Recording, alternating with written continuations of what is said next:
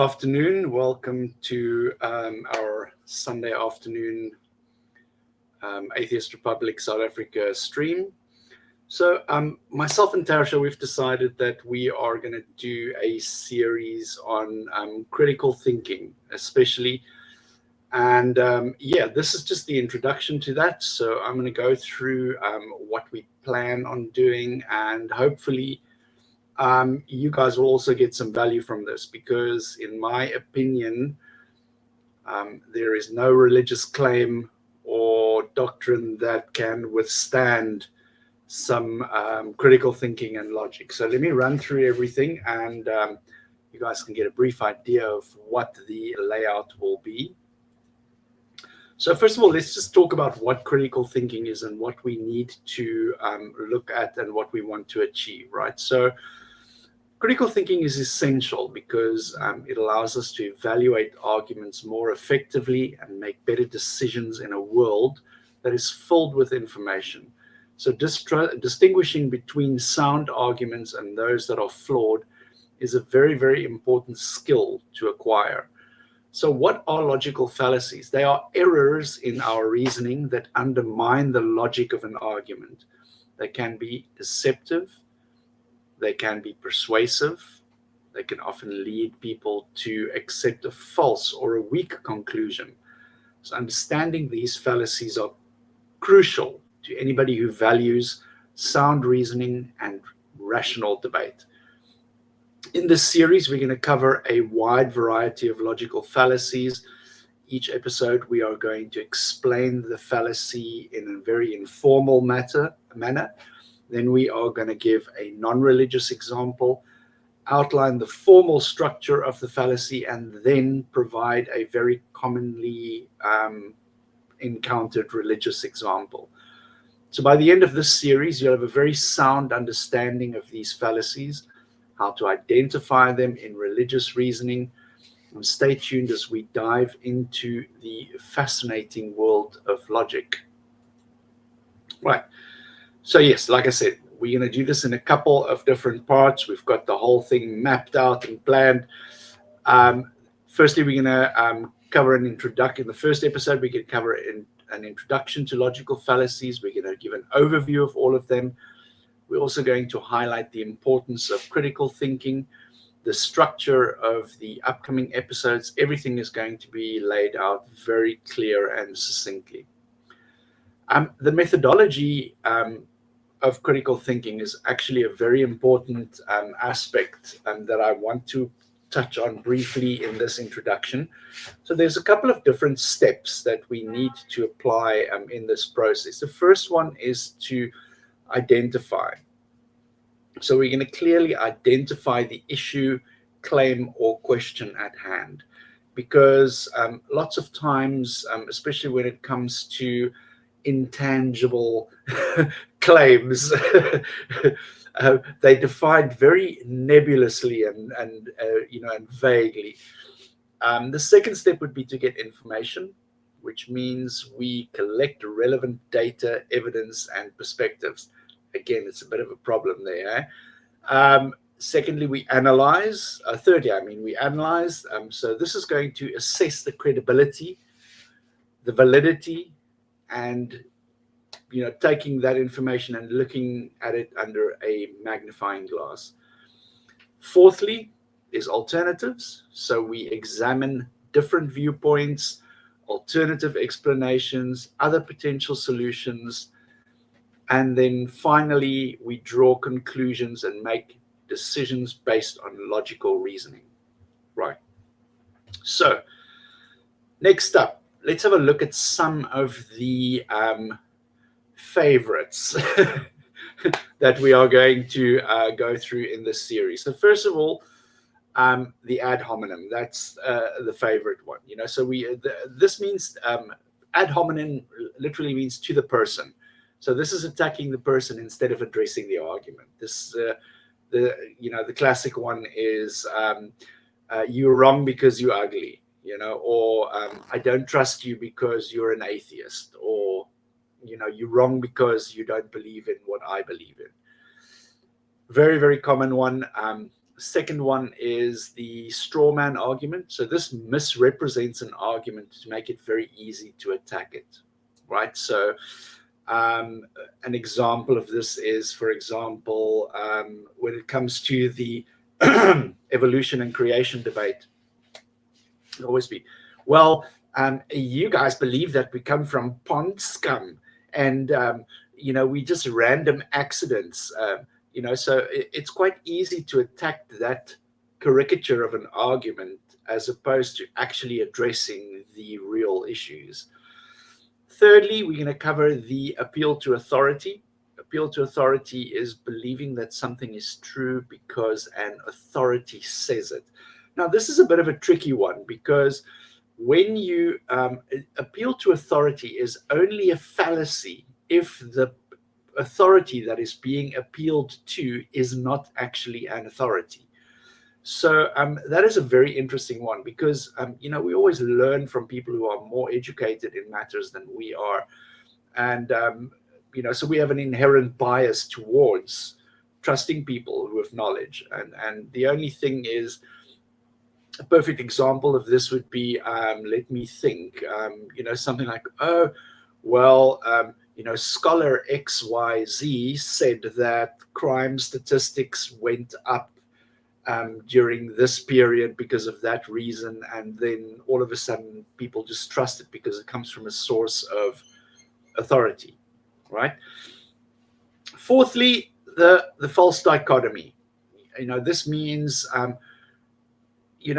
world is so varied and vast that we have so many different options available to us, but the flaw in reasoning comes when a spectrum of choices are condensed into either A or B, when actually there's C, D, E, F, G available as well.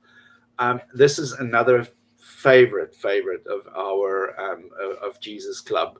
It's either either the world was created by God or it comes from nothing. There's no third alternative option that's presented. So that is where the flaw comes into the reasoning. Number 5, circular reasoning. We all know it. It's the Bible is true because it says so in the Bible, and it's a circle. Just go. The conclusion is in the premises. So that's also another favorite of our theist friends. Slippery slope. This is one that is, it tends to always appear. It appeals to people's emotions. So it argues that the first step will lead to a chain of events. So for example, is if you start drinking as a teenager, you're going to end up being an alcoholic. You're going to be living as a bum on the streets. That's an example of a slippery slope fallacy in the argument, because that chain of events does not necessarily follow. So it's definitely a flaw in reasoning. Number 7, post hoc ergo propter hoc. This literally translates to after this, because of this.